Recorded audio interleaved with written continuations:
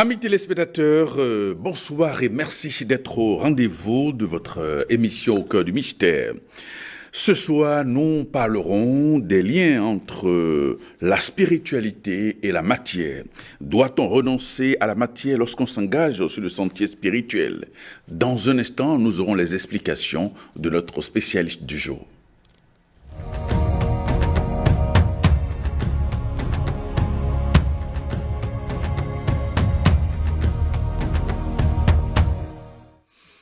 Et nous recevons Germain Khaziel, il est exorciste et angéologue. Germain Khaziel, bonsoir. Oui, bonsoir, monsieur le journaliste. Alors, qu'est-ce que c'est que la spiritualité? D'accord, merci de m'avoir donné la parole. Quand on parle de la spiritualité, pour ne pas utiliser de gros mots, on va donner une définition terre à terre de la spiritualité. La spiritualité, c'est l'actualisation de l'esprit dans la matière. C'est-à-dire, tout être humain sur cette terre est d'abord esprit, est un esprit. Et c'est cet esprit, oui, qui vivifie la matière.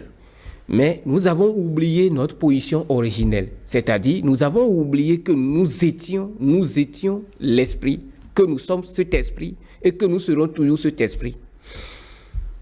Et on s'identifie au corps physique. La spiritualité, le but de la spiritualité, c'est de nous amener à la réalisation spirituelle. Tout, je dis, c'est l'actualisation de l'esprit dans la matière. C'est-à-dire que la science spirituelle nous amène à retrouver notre position originelle avec Dieu. D'accord? C'est là on prend conscience que nous sommes cela, c'est-à-dire qu'on est un être divin, on est l'esprit, et puis on vit selon les préceptes de l'esprit. C'est sans dire, fais la spiritualité. Vous allez voir que même dans la spiritualité, on dit spiritualité, ça dérive du mot spirare, vous voyez, qui veut dire souffle. Souffle. Ou le vent. Et vous voyez, quand on dit le souffle, vous allez voir que tout ce que nous faisons comme spiritualité, que ce soit les traditions, la spiritualité, tout et tout, on travaille avec le vent. C'est le vent. Et ce vent est encore autrement ce que nous disons le souffle. Personne ne voit le souffle. Personne ne voit le vent.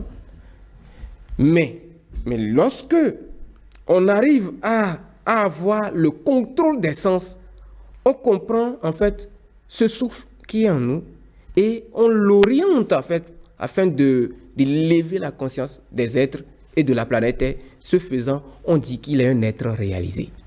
Vous voyez, donc c'est ça la spiritualité, c'est de nous amener à la réalisation spirituelle. Alors, est-ce que, lorsque nous prenons par exemple, parlant de la matière, est-ce que l'argent est important sur le sentier spirituel? Vous savez, c'est comme vous me demandez, regardez ma main, ici et ici, vous me demandez d'enlever ici et de garder de derrière, non. Les deux sont ensemble, mais ne sont pas séparés. Vous savez, les gens pensent souvent que c'est l'esprit qui est dans la matière, non. C'est la matière qui est dans l'esprit. La matière est juste la forme manifestée du non manifesté. Donc la matière est sortie de l'esprit. Vous comprenez? Avant même qu'il y ait, ou bien cette existence matérielle, l'existence spirituelle était déjà et existait déjà. Et c'est à partir de cette existence spirituelle qu'est venue en fait ce qu'on appelle la création. La création a commencé. Donc, ce que je veux dire par là, la matière ne peut exister sans l'esprit. Mais l'esprit peut exister sans la matière. Et d'après que ici, nous sommes en un lieu, il y a des esprits qui sont autour de nous, mais qui n'ont pas un corps matériel, mais ces esprits sont et vivent autour de nous. Et par contre, le corps matériel, ce corps ne peut pas vivre sans l'esprit. Donc, c'est la matière qui est dans l'esprit. Donc, maintenant, pour faire la spiritualité, l'esprit a besoin de la matière, en fait, pour se libérer des cycles karmiques. Et la matière aussi a besoin de l'esprit. Donc, ce qui fait que les deux ne font un et ne sont pas séparés. D'accord? Même quand l'être humain meurt et que le corps se désintègre, c'est-à-dire que il perd ce corps physique, quand ce corps est détruit, ce corps, en fait, se forme de façon psychique. Et sous d'autres plans. Et c'est ça qui donne droit encore à l'individu à un autre corps. Sinon, rien ne peut venir à l'existence matérielle si ces choses n'existaient pas déjà. Rien ne peut venir à la vie c'est qu'en vie ou bien peut naître si la chose ne vivait pas déjà. Donc ça veut dire que la matière n'est juste que la continuation de l'œuvre de l'esprit et de façon tangible. Alors, en termes clairs et plus simples, parce que là, tout ce que vous dites est plus philosophique. Pour les téléspectateurs qui viennent de prendre au vol cette émission, alors est-ce que lorsqu'on est sur le sentier spirituel, quelle doit être l'attitude que l'on doit avoir vis-à-vis de l'argent, par exemple? D'accord. Est-ce qu'il faut renoncer à chercher l'argent lorsqu'on est sur le sentier spirituel? Je vais nous expliquer en fait les détails selon les initiations. Ouais. Vous savez, en fait, l'argent n'est pas mauvais. L'argent, c'est la lumière. C'est vrai, sur le plan physique, les gens nous diront, les filles, ceux qui ont fait, comment dirais-je, la gestion des banques, etc., nous diront que c'est juste, l'argent, c'est un truc là d'échange. Non, Un moyen d'échange. un moyen d'échange, voilà. Ce n'est pas que ça. L'argent, c'est une énergie. Et vous savez, l'énergie en soi n'est pas mauvaise. Elle est neutre. Elle est neutre. C'est l'orientation que l'on fait de cette énergie qui devient mauvaise. L'initiation nous enseigne que les métaux sont très importants sur le sentier spirituel. Puisque dès que quelqu'un commence par avoir de l'argent, il développe la vanité et l'orgueil. D'où l'initiation nous demande parfois, si on veut se libérer de ce monde, de faire très attention à l'argent, aux métaux. Je m'explique. Vous allez voir que je prends Bouddha. Quand il était jeune, ses parents avaient de l'argent. Ça veut dire qu'il a expérimenté ce que c'est que l'abondance. La richesse matérielle, ses parents en avaient. Mais pour le but réel de l'existence, c'est-à-dire que la réalisation spirituelle, Bouddha s'est détaché des biens de sa famille juste pour concentrer le mental sur ce qui est essentiel. Parce que ce qui est essentiel, c'est de réaliser Dieu. Ce qui est essentiel, c'est de retrouver notre position originelle. L'argent, en fait, sur le chemin, l'argent contribue, comme moi je le dis toujours, que l'argent, on dit l'argent ne faut pas, mais l'argent contribue au bonheur parce que nous sommes dans un monde matériel et nous avons besoin de la matière pour équilibrer notre vie matérielle parce que l'esprit et la matière font l'équilibre. Quand l'être humain n'est pas équilibré sur le plan spirituel et tantôt sur le plan matériel, là on dit qu'il a des blocages et qu'il a des perturbations énergétiques. C'est quand un individu peut avoir l'argent et garder en fait sa position spirituelle très élevée, c'est-à-dire il est en possession de toutes les richesses matérielles, mais il n'est pas attaché. Quand on dit être attaché, c'est quoi? Par exemple, le fait parce qu'il a 1 milliard, par exemple, dans son compte bancaire, il n'arrive plus à dormir. C'est que quand il se lève, comment sécuriser mon compte bancaire? Vous voyez, là, il oublie le but de l'existence. Il se préoccupe qu'à son compte bancaire. D'où le travail de sublimation, en fait, de la matière qu'il devrait faire, il oublie cela. Il devient esclave de son argent. D'où il retarde son évolution spirituelle. C'est ça, en fait. Ce sont des pièges qui nous empêchent. On dit, mais que... Et on ne doit pas mélanger la matière et l'esprit pour répondre à votre question. D'autres choses, quelqu'un peut avoir beaucoup d'argent, il a toutes les voitures, des maisons, mais quand il passe, il vit simplement, comme il n'a rien, vous allez enlever, il y a de ces gens de cas dans nos sociétés. Et on se dit, mais pourtant il est riche, il a tout. Il y a des gens comme ça dans nos sociétés, ils ont de l'argent, mais vous les voyez, ils vivent simplement humbles. Quand c'est comme ça, l'individu réalise sa mission sur terre, et ne tombe pas dans les pièges du marat dû en fait aux métaux. Vous comprenez? Donc, ce qui fait que nous disons souvent il faut faire la part des choses. Et quand Jésus disait que cherchez premièrement le royaume des cieux et tout le reste vous sera donné, c'est ça en fait. Quand on peut cultiver le détachement, mais on aura tout. On cultive le détachement, c'est-à-dire que j'ai une voiture de luxe, et à chaque fois que je veux sortir, je ne vois pas cette voiture, je ne suis pas à l'aise. C'est que je deviens esclave de ma voiture. Ou bien quelqu'un, il a une chemise, quand il veut sortir, c'est ça, cette chemise, ça coûte cher. Et quand il ne porte pas cette chemise-là, il est frustré, n'a pas envie d'aller aux réunions. Là, il devient esclave de ses possessions matérielles. C'est ce que l'initiation nous te conseille. Sinon, les métaux, nous en avons tous besoin dans un langage terre à terre dans le monde matériel pour l'équilibre matériel et afin de faciliter aussi l'œuvre de l'esprit. C'est ainsi, je peux dire que la lumière, en fait, tel que je l'ai dit, l'argent est la lumière. Cette lumière doit être utilisée pour la cause de la lumière. Quand c'est comme ça, l'argent est utilisé au service de la cause suprême. C'est qu'il n'y a pas de crime. Il n'y a plus d'avidité. C'est que l'argent a sublimé, en fait, les limitations de la matière et on l'utilise pour être utile au monde. C'est ça, on dit, utiliser l'argent pour servir la cause de la lumière. D'accord. Alors, pourquoi certaines personnes affirment que la spiritualité doit être gratuite, alors que d'autres estiment, défendent plutôt la thèse contraire? Vous savez, si on va prendre un exemple terre à terre, nos écoles ici, écoles primaires, collèges, l'université, c'est vrai, à l'école primaire, on vous dira c'est gratuit, mais c'est pas gratuit. Il y a toujours des pièces symboliques à dépenser sur le sentier. Vous rentrez au collège, c'est la même chose, et l'université. En fait, il y a certains qui disent mais que la spiritualité doit être gratuite.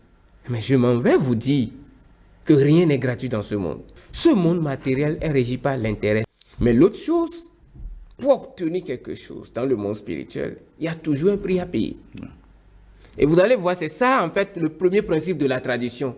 Vous allez dans les traditions endogènes, on vous dira, il faut donner ci à tel Dieu, il faut donner ci avant d'obtenir telle réponse. Ça voudra dire qu'il n'y a rien de gratuit dans ce monde. Parce que la nature même est un comptable incorruptible. C'est-à-dire, la nature ne donne rien de gratuit. Si vous ne lui donnez rien, vous n'aurez rien. En retour. Et ce qui fait qu'on dit mais que il faut toujours donner pour recevoir. C'est une loi de la nature. Maintenant, certaines personnes choisissent de devenir en fait, comme je l'ai dit, des moines. En fait, ceux qui se convertissent au service de la cause noble. Pourquoi on dit que la spiritualité doit être gratuite? Les formations philosophiques, c'est-à-dire qu'il y a dans la spiritualité plusieurs branches. Dans nos sociétés actuelles sont basées très souvent sur l'aspect philosophique, la mathématique, la géométrie, la mythologie. Vous voyez, ces sciences, pour les étudier, il faut payer. Ça, c'est recommandé, il faut payer.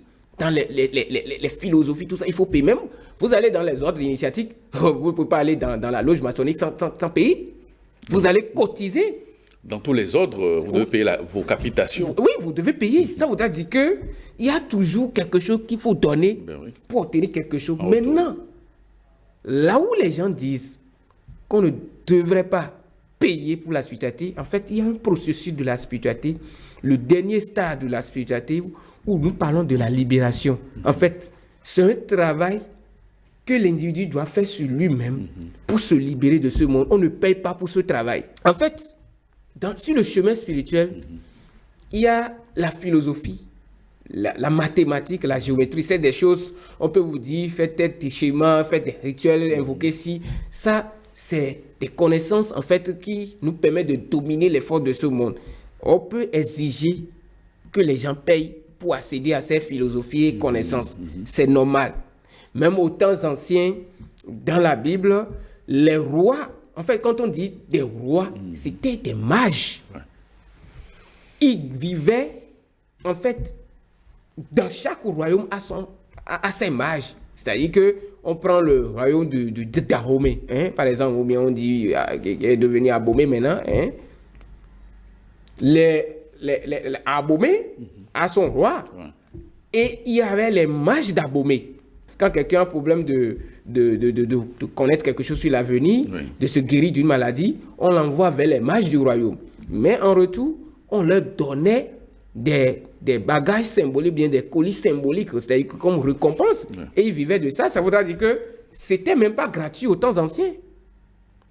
Vous prenez l'histoire du roi de Babylone dans la Bible, vous allez voir qu'il y avait des mages. Même au temps de la naissance de Jésus, les mages étaient venus donner des bagages symboliques. Même pour aller voir ces mages, il faut toujours donner quelque chose de symbolique, c'est comme ça.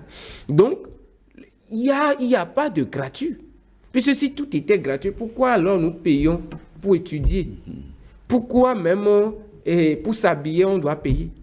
Pourquoi pour prendre l'avion, il faut payer? Donc, rien n'est gratuit dans le monde matériel. Il faut toujours donner quelque chose de façon symbolique. Donc, c'est ceux qui ont choisi le chemin de sentier de renonçant. On leur dit, mais comme vous voulez vous mettre au service de la masse, qu'est-ce que les textes anciens recommandent? Aujourd'hui, on confond le Hunoa à un maître spirituel, on confond le Hunoga à un maître spirituel, on confond l'instructeur spirituel à quelqu'un qui est voyant. Tout est mélangé dans notre société, mais on dit les renonçants. En fait, il y a des maîtres spirituels qui ont atteint un niveau donné où ils veulent se mettre au service de la masse. Oui. On leur dit de sacrifier tout leur bien afin de se concentrer sur le travail essentiel à faire. Là, on leur recommande de ne plus s'attacher à quoi que ce soit. Eux, quand vous venez chez eux, ils vous donnent des conseils pour la vie. En fait, des conseils de sagesse, etc. Marchez comme ça ou bien vous leur posez un problème. Ils ne prenaient rien, mais les gens leur mettaient tout à leur portée pour qu'ils ne manquent de rien. En fait, c'est ça. Quand quelqu'un est maître, aux temps anciens, même dans l'Inde jusqu'à ce jour, vous allez en Inde, chaque famille a son maître, a son guide spirituel. Et ces maîtres sont payés. C'est que la famille prend en charge le côté matériel du maître. Et ça fait qu'il n'a plus besoin de dire à quelqu'un, j'ai besoin de tel montant pour vous faire ci. J'ai besoin de tel montant pour vous faire ceci, cela. Donc, on prenait soin de sa suivi matériel et lui, il met toute son énergie à la portée de la population pour pouvoir servir. C'est comme ça le principe devait fonctionner. Maintenant, on est entré dans l'âge de Kali, tout le monde est devenu matérialiste, c'est-à-dire que on pense que la spiritualité, c'est une chose facile. Et on pense que, bon, pour se mettre au service des autres, il faut le faire gratuitement. Oui, mais vous ne pouvez pas recevoir gratuitement des autres sans rien donner. Vous n'équilibrez pas la balance. Et c'est ça, en fait, c'est là le conflit a commencé. Mais je précise encore, c'est quand on commence le sentier de libération, c'est que vous allez voir les maîtres qui vous donnent le processus pour se libérer. On ne paye pas pour ça. Mais pour avoir la connaissance de la nature, des forces, la géométrie, la grammaire spirituelle, la mathématique et toutes les philosophies qui permettent de contrôler ce monde, lutter contre les esprits, il y a toujours un prix à payer. Mais seul le processus de la spiritualité, qui est le dernier stade, qui s'occupe de la libération, on ne paye pas pour ça. C'est un sacrifice qui se fait et le maître donne le processus. Donc, les deux ont raison selon leur dimension donnée. Vous comprenez ceux qui disent qu'il ne faut pas prendre de l'argent, il faut aller les questionner pourquoi ils ont dit ça. Sinon, aux temps anciens, comme je vous l'ai dit, les mages étaient là au service de tout le monde. La population prenait soin, ou bien le roi, les autres prenaient soin matériellement de ces mages. Et ces mages se mettent au service de tout le monde. C'est ça. Maintenant, le principe est faussé, la base est faussée. Et on est maintenant dans le désordre. Vous voyez, nous, chez nous, par exemple, le principe, quand quelqu'un a un problème, il vient. On lui dit, voilà, le problème que tu as, c'est à cause de tel comportement. Il faut changer tel comportement, mais on peut te suivre avec tel exercice. Et maintenant, bon, comme tu n'as pas encore atteint le niveau élevé, je peux faire un travail aussi spirituel pour te soutenir énergétiquement, mais continue l'exercice chez toi. Et là, vous allez voir, c'est un travail qui pompe trop d'énergie. C'est pourquoi on dit mais qu'un vrai maître spirituel, c'est quelqu'un qui ne peut pas, on ne peut pas dire qu'un maître spirituel, quelqu'un qui est au service de la masse, un maître spirituel, ce que nous recommandent les textes védiques, auxquels je suis un dévot, on dit le maître spirituel authentique ne reste sous l'ordre de personne. C'est-à-dire que je ne peux pas être un maître spirituel là où je suis et dire que je travaille encore au ministère. Ce n'est pas possible. Le maître spirituel, la société a été divisée en 4 parties. Il y a ceux qui sont des cultivateurs, ceux qui sont des maîtres de la sagesse, ceux qui sont des guerriers et ceux qui sont des commerçants. C'est comme ça en Inde. Ceux qui sont de la race des brahmanes, des maîtres spirituels, ne doivent pas servir sous des guerriers, par exemple. Ouais. Ils doivent être focalisés dans leur domaine. Et c'est la société des commerçants, des guerriers et des cultivateurs qui protègent en fait sur le plan matériel le maître. Et le maître met sa sagesse à la portée de tous les autres. Tous les autres viennent prendre conscience chez lui. C'est comme ça. Mais nous, on a faussé la base. C'est ça qui a causé le conflit dont votre interrogation souligne en fait. Certains soutiennent, mais c'est gratuit, la spiritualité. Ouais. D'autres disent qu'il faut payer. Mais c'est là en fait le commencement du conflit. Si la société faisait son devoir envers les spirituels, je vous dis qu'on peut retourner encore à l'ancien temps, c'est-à-dire que les spiritualistes seront au service de la masse et tout le monde vient leur poser leurs problèmes. Eux, ils vont mobiliser les énergies pour pouvoir aider la population et chacun est équilibré. C'est ça. Alors, quel est alors le symbolisme des dîmes et offrandes? Est-ce une forme de sacrifice dans les religions, les églises et autres, etc.? En fait, c'est ce que je suis en train de souligner. On me dit dîme. Dîme, c'est quoi? Vous allez voir, il y a le 10 dedans. Si celui qui a fait la Kabbale, on parle de dizaine séphira, c'est la matière, c'est la terre, le monde d'action. Ça voudra dire que dans cette dizaine séphira, sans l'action, il n'y a pas de réaction. Je vais vous donner un exemple pratique de la dîme. La 10e lettre de la Kabbale s'appelle Yod. Yod, c'est la main qui donne. Lord, c'est la main qui sème. Et la lettre Yod nous dit mais que je suis la lettre, c'est que la plus petite des lettres. Mais quand on me sème dans la terre, je produis des grandes récoltes. C'est-à-dire qu'elles donnent des résultats qui sont extraordinaires. Et c'est des petites routes, ce sont des petites routes qui tournent les grands, qui déplacent les poids les plus lourds. Vous allez constater, on dit souvent que quand quelqu'un gagne par exemple 100 000 par mois, on lui demande de prélever chaque fois la dîme. Je crois que ça fait 10 000 par mois. Les 10 000 là font quoi? C'est pour soutenir ceux qui travaillent. Quand quelqu'un a la base matérielle équilibrée, la personne n'est plus agitée. La personne maintenant peut mobiliser son énergie spirituelle pour aider la masse. Mais quand quelqu'un prie sans de Jésus, à quelqu'un d'autre pour ramasser ses problèmes, et il retourne chez lui, et c'est comment manger même farine de 25 francs le soir, qui pose problème, il va chuter spirituellement. Parce que lorsqu'on fait le travail spirituel, et on finit d'aider les autres, on revient chez soi, pour subvenir au quotidien, ça devient souci, naturellement on se vide. Et c'est pourquoi on dit, le principe de la nature nous stipule, vous allez voir que c'est la balance. Quand on aide quelqu'un, on est en train de déséquilibrer la loi. Oui. Mais quand l'individu aussi essaie d'être reconnaissant, en fait, par la gratitude, il équilibre la balance. Et le pilier central essaie de régulariser maintenant l'équilibre pour qu'il n'y ait pas de déséquilibre dans l'univers. Donc, la dîme et offrande, c'est toujours le symbolisme dont je parlais tout à l'heure.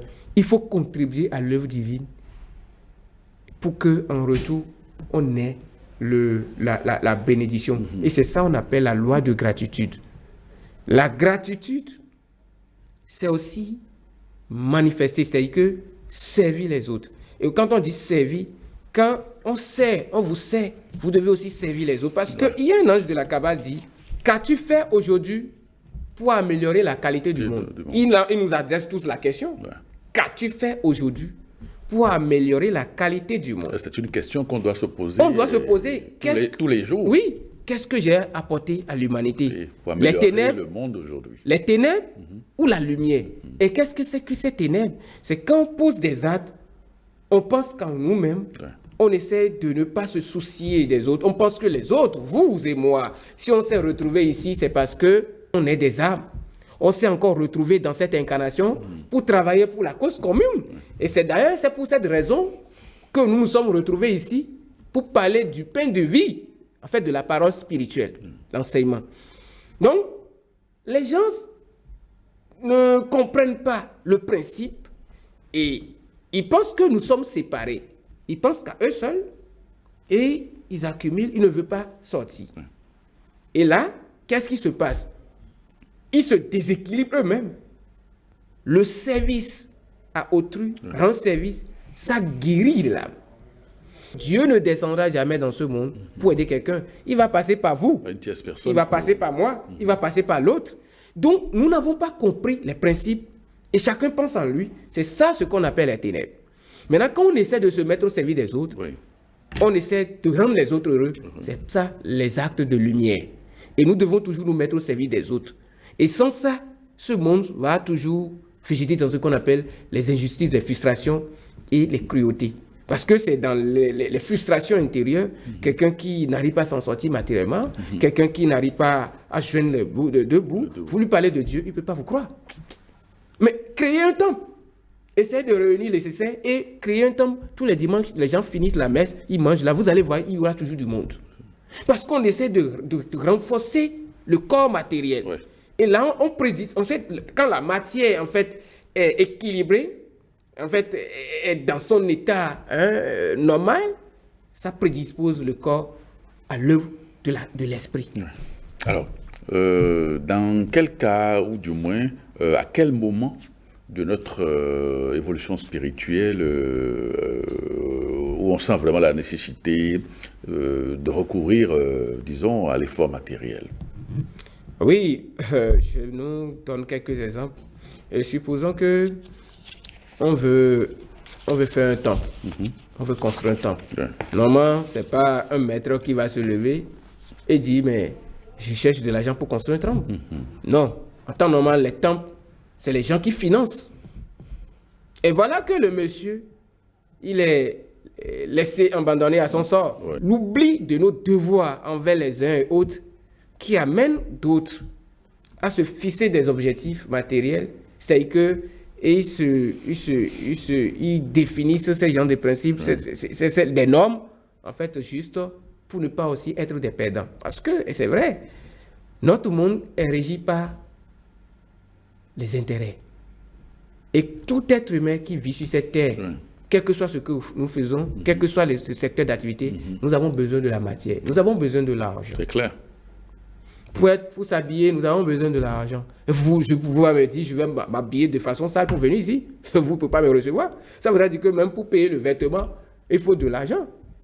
Donc, ça voudra dire que c'est le manque de devoir des uns envers les autres qui amène d'autres à fixer, à définir en fait des normes qui deviennent soit maintenant des complications pour ceux qui viennent vers eux.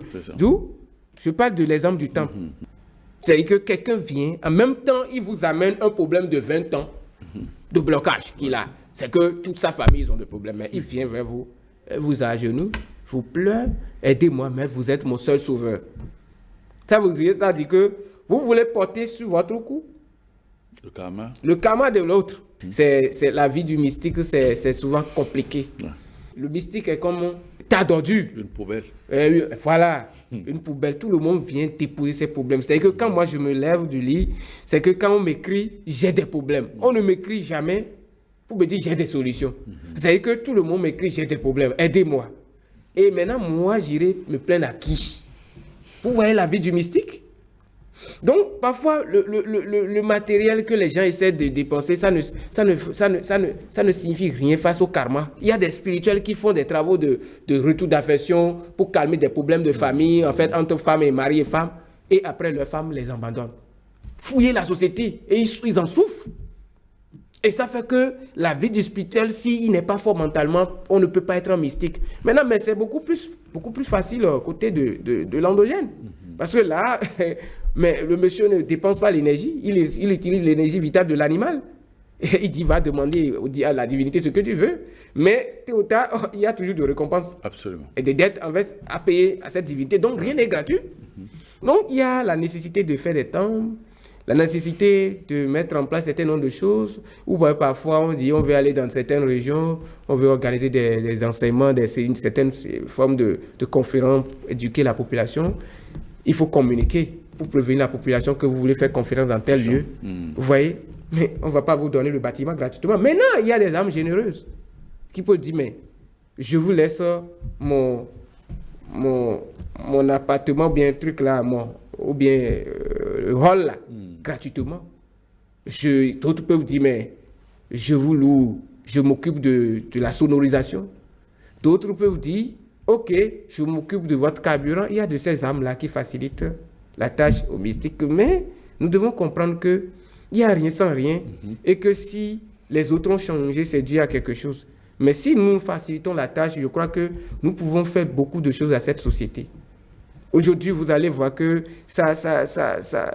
c'est du désordre partout parce que quand tout le monde se lève, tout le monde maintenant travaille spirituellement, c'est que tout le monde vise que l'intermatériel. Parce que, il fut un temps, l'ordre normal des choses a été bafoué.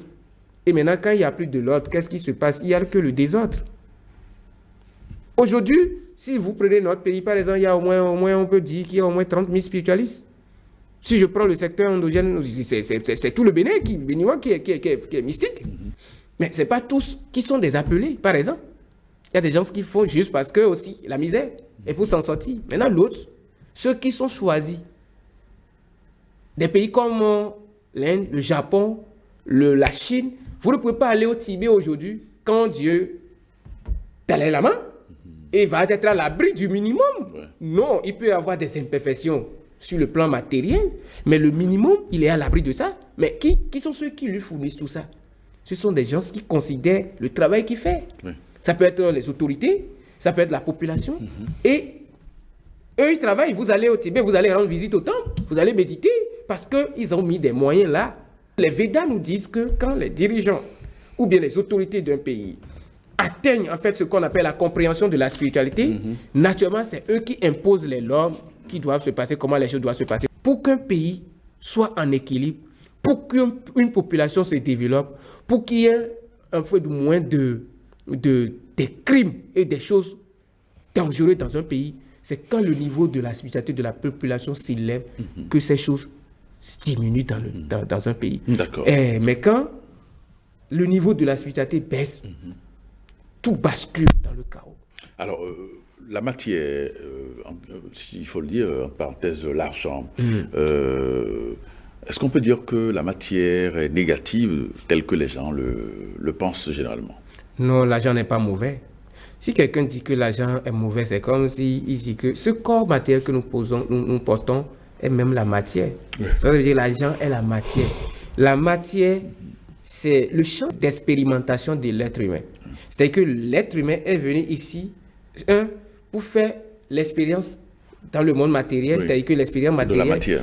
Et dans cette expérience de la matière, il renoue avec sa nature originelle. Ouais. En fait, c'est en renouant avec sa nature originelle que il sublime en fait ce qu'on appelle les limitations de la matière. En fait, il sublime la matière grossière pour donner la pureté à ce corps. Ouais. Vous voyez un peu, mais quand il ignore ce facteur, cette matière est remplie de nous entie vers les impuretés. Ouais. Il s'enlise dans les impuretés et il devient en fait cupide. Très bien. Vous comprenez un peu? Donc, l'argent en soi n'est pas mauvais. Parce que je l'ai dit au début de l'émission que l'argent est la lumière. Vous voyez? Dieu dit dans la Bible, à moi l'or et à moi l'argent. Alors qu'en spiritualité, nous disons que l'argent et l'or sont des lumières condensées. Vous voyez, quand on prend l'or, elle n'est pas pure. Mais après, quand l'or passe par le feu, commence par briller. Ça veut dire qu'on appelle ça l'alchimie, oui. La transmutation.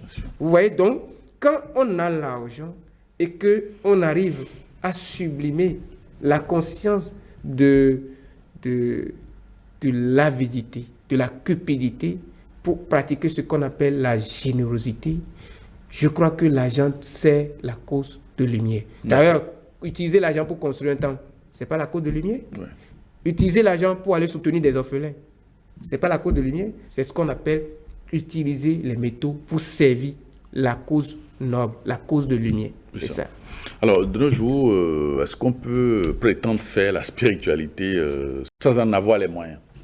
Je vais vous dire, ça serait difficile. Parce que les grands maîtres, les gens qui sont plus instruits en spiritualité, c'est des gens qui ont investi beaucoup d'argent, avec des millions. Parce que, vous voyez ce que nous sommes en train de vous dire ici, il y a des gens qui ont des doctorats dans les universités, en fait, à l'université, etc. Mais vous pouvez pas, vous allez les inviter face à cette philosophies spirituelles, ils vous diront, ils n'en savent absolument rien. Ouais. Alors que pour faire le doctorat à l'université, regardez ce qu'on dépense, les années qu'on fait avant d'obtenir un doctorat. Et la spiritualité qui est un chemin sans fin, sans limite. Vous imaginez? Et aujourd'hui, les gens pensent que quand on dit quelqu'un se positionne, il enseigne la spiritualité, on pense que c'est une chose facile. Même des informations qui se trouvent sur Google de nos jours, il y a des informations erronées parce que c'est quelqu'un de par son truc, la recherche, il met sur les sites ce qu'il pense. Donc quand on tape, on retrouve, vous allez voir qu'il y a des informations contradictoires. Absolument. Donc pour faire la spiritualité, il faut investir pour aller vers l'information authentique. Des gens quittent ici pour aller dans l'Asie pour se ressourcer. Vous prenez maître Ivanov, Michael, et de Samael de Lagnos, et beaucoup de maîtres, ils allaient dans des pays pour avoir la sagesse, pour obtenir la sagesse. Socrate, Thalès, tous les maîtres, ils quittaient leur pays natal pour aller dans des régions lointaines pour obtenir Connaissance. la connaissance. Ça veut dire que la connaissance a un prix. Vous ne pouvez pas étudier la philosophie ésotérique. Vous ne pouvez pas faire la philosophie. Par exemple, je prends l'hermétisme, la kabbale juive, l'hindouisme, le bouddhisme, le taoïsme, le vaudou par exemple, l'égyptologie. Vous ne pouvez pas être mystique qui pense étudier toutes ces philosophies sans avoir dépensé des millions. Ce n'est pas possible.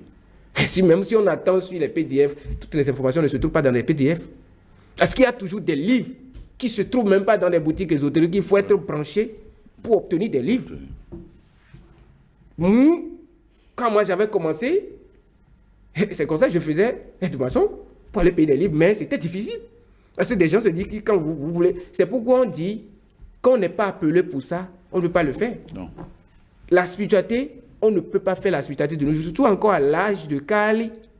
On est à l'âge de Kali actuellement. Bon, d'autres, les kabbalistes nous diront l'aide du vaisseau, c'est l'aide de la connaissance. Donc la connaissance, il faut dépenser. D'accord? Pour trouver la connaissance, on parcourt beaucoup les ténèbres avant d'aller vers la connaissance. Donc ça voudra dire qu'on va dépenser beaucoup d'énergie et sur le plan spirituel et matériel. Donc, on ne peut pas faire la spiritualité en notre temps là, sans avoir les moyens. Maintenant, ceux qui ont eu la chance d'avoir les moyens pour les faire, ils peuvent faciliter la tâche à ceux qui n'en ont pas. Et maintenant, il faut aussi le respect de ceux qui ont la connaissance. Ouais. Parce que ce n'est pas donné à qui veut. C'est ça. Alors, est-ce qu'on peut, par exemple, aider ceux qui sont malheureux et qui n'ont pas les moyens? À quelles conditions peut-on les aider? Oui, c'est ça que je suis en train de dire. Quand quelqu'un vient vers un mystique, il veut obtenir la connaissance, mais il n'a pas les moyens. On peut l'aider, mais pas parce qu'il n'a pas les moyens, il vient vers un mystique, on va l'aider. C'est pas comme ça.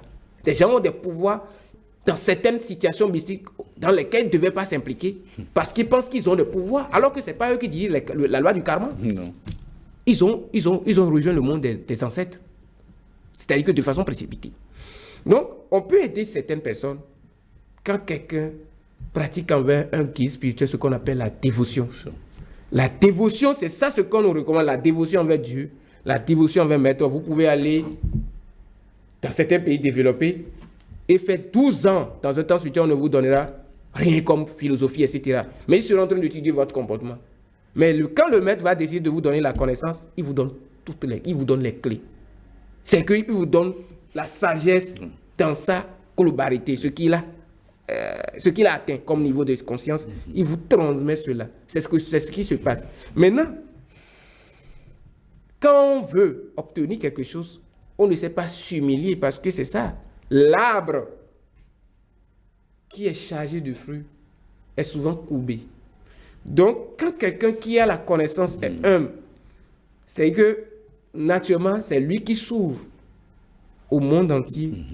En fait, il veut que tout le monde entier profite de sa connaissance. Ouais. Sinon, vous savez, vous allez inviter des spiritualistes, ils ne vont pas venir ici. Parce qu'ils vont dire, mais moi, je vais venir dépenser pour venir donner mes enseignements gratuitement ici. Les gens n'aiment pas. Parce qu'ils ont dépensé. Ouais. Donc, la connaissance a un prix. Mais on peut l'obtenir aussi de façon gratuite, de par le prix de l'humilité. À partir de l'humilité, les maîtres donnent des secrets. Ouais. C'est ça. Mais quand on est gonflé, il faut toujours payer un prix, un prix de son orgueil. Donc, c'est pourquoi on peut dire tous ceux qui n'ont pas les moyens aussi peuvent être aidés. Personne n'est exclu. Mais il faut le comportement. C'est le comportement surtout. D'accord. Germain Khaziel, vous êtes angiologue et exorciste. Merci de nous avoir donné toutes ces précisions sur le lien entre la spiritualité et le matérialisme. Merci et à très bientôt. Amis téléspectateurs, merci de nous avoir suivis et on se retrouve très bientôt.